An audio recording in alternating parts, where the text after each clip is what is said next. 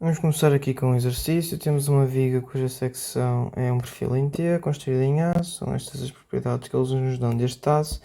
E eles querem saber qual o valor máximo do momento factor, Max, suportado pela secção da viga sem que esta sofra resistência plástica. Ou seja, nós vamos ter que dimensionar em relação aqui a esta tensão de cedência.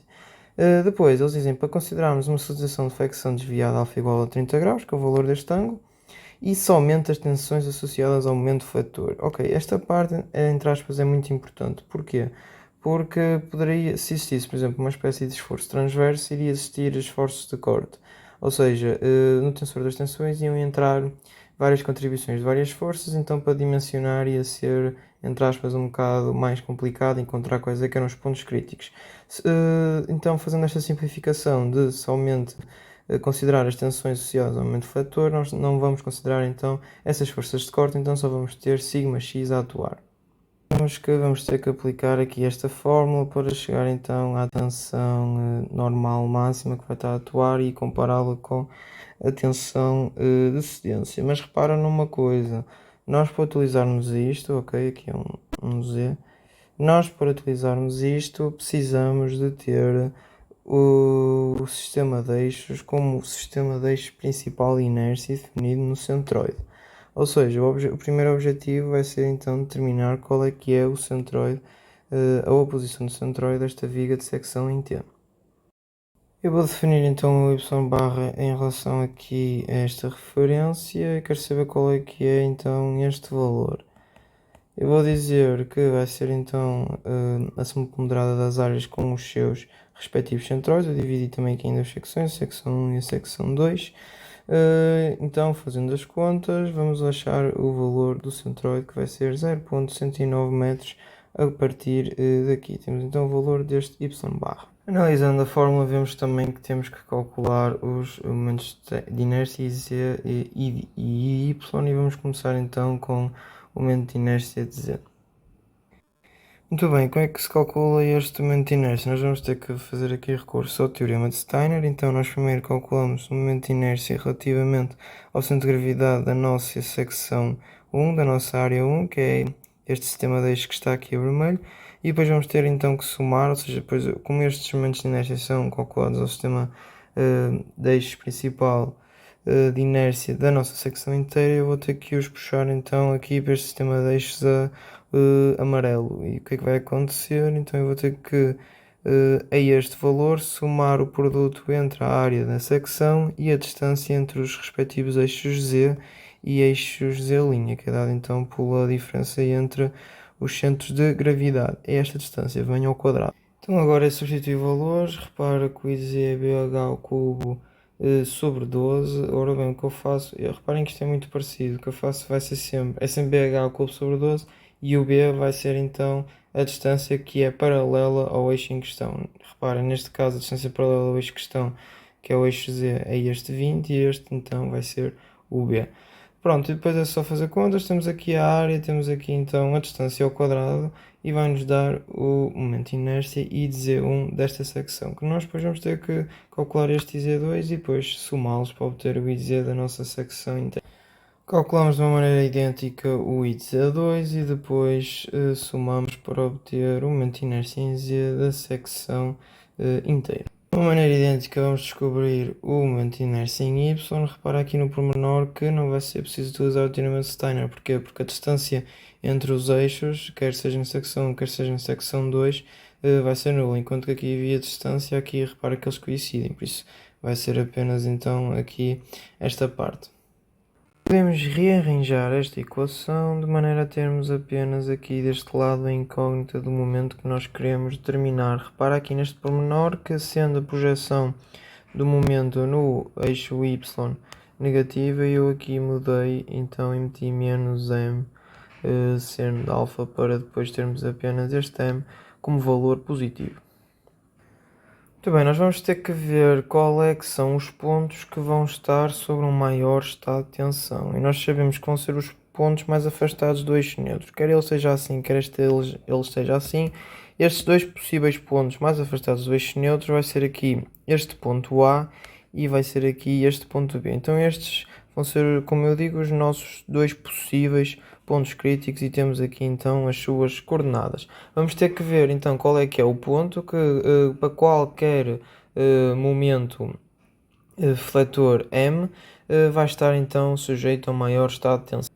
Vamos então avaliar o sigma xx aplicado em cada ponto, o A e B, dependente então deste momento M. Repara que aqui obtemos este valor, como aparece com sinal negativo, parece que está com pressão, e também é que faz sentido segundo aquela regra que eu vos ensinei, que metem o polegar no sentido do momento e por onde for os dedos é onde está a compressão. Depois, aqui para o ponto B, também obtemos que ele está à tração. Repara numa coisa, o ponto crítico vai ser o ponto A. Porquê? Porque para qualquer momento fletor, o que vai acontecer é que este vai ser aquele que vai estar então sobre sempre uma maior tensão. Então, nós vamos dimensionar a nossa secção em relação ao ponto A. Eu dimensiono em relação ao ponto crítico, que no nosso caso é o ponto A, porque repara, se eu garantir que esse ponto não vai entrar em incidência plástica, mais nenhum dos outros pontos vai entrar, porque este é o ponto que, qualquer que seja o valor deste momento fletor, é o ponto que vai ter então o maior estado de tensão. Sendo então a tensão de cedência igual a 240 MPa, eu quero que no limite a tensão aplicada, a tensão normal aplicada no ponto A seja essa tensão de cedência, então igualando aquilo que nos tinha dado de acordo com esta fórmula para a tensão normal no ponto A, nós chegamos que o momento máximo que pode ser aplicado vai ser 13,5 kN. Vamos agora ver este exercício em que temos a considerar uma solicitação de flexão plana, que o alfa é igual a zero, ou seja, o momento de fletores apenas vai ter então este sentido, e que a secção da viga vai estar sujeita a momento de fletor, esforço transverso, esforço normal. E o nosso objetivo é determinar o valor da tensão de corte máxima que está a atuar então aqui no ponto P. Como já sabemos, este momento fletor vai provocar então uma tensão normal sigma xx no ponto P, este vai provocar uma tensão de corte xy no ponto P e este, sendo um esforço normal, também vai provocar uma tensão normal sigma xx no ponto P. Então, como já vimos a quando também de exercícios de torção, quando nós temos solicitações diferentes, como por exemplo temos aqui tensões normais e aqui tensões de corte, e nós queremos saber alguma coisa acerca do ponto em questão, o que nós vamos fazer é simplesmente determinar o tensor das tensões para esse ponto. Lembra-se que o tensor das tensões vai depender de ponto para ponto. Então aqui vai aparecer o sigma xx, que vai ser a contribuição quer do momento fletor, quer do esforço normal, e depois vai aparecer a tensão de corte xy. O resto dos elementos vão ser então zero. Nosso objetivo é determinar a tensão de corte máxima no ponto P e eu sei que a tensão de corte máxima vai ser dada por σ1 menos σ3 a dividir por 2, sendo isto então tensões principais. O que temos que fazer é determinar as tensões principais aqui deste estado de tensão no ponto P através do tensor das tensões e metê-las aqui na fórmula, determinando então a tensão de corte máxima atual. Repara que não é dito mais nada acerca deste esforço normal, o que significa que ele está aplicado no centro de gravidade. Caso contrário, ele ia, como nós vimos em vídeos anteriores, ia provocar também a flexão se este não tivesse aplicado no centro de gravidade. Ora bem, então para aqui, para este valor, vai ser o somatório das tensões normais provocadas quer pelo momento, quer pelo esforço normal. Estão aqui calculadas para quem quiser ver. Eu somei e meti aqui o valor.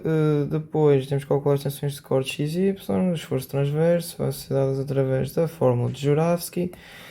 Repara aqui, se estamos a considerar o ponto P, o momento estático é da área que está acima, temos aqui o Y barra desse momento estático, o A', depois só fazer contas e chegamos então ao valor. Depois, como eu disse, é determinar as tensões principais, estão aqui determinadas, aplicar a fórmula da tensão máxima e chegamos ao valor de 14 MPa para a tensão máxima aplicada no ponto P. Vamos considerar que o esforço transverso na secção crítica da viga, e o que é que isto é a secção crítica da viga? Não tem nada a ver com este perfil, basicamente faz um diagrama de esforços e, por exemplo, sei que a secção crítica vai ser onde a combinação do esforço transverso com o momento fletor vai ser maior.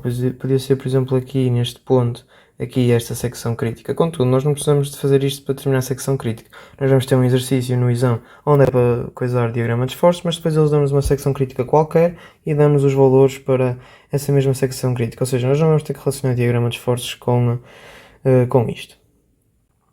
inversa é de 15 kN e a tensão de corte máxima na secção não pode ultrapassar então o valor tau xy máximo de igual a 7 MPa.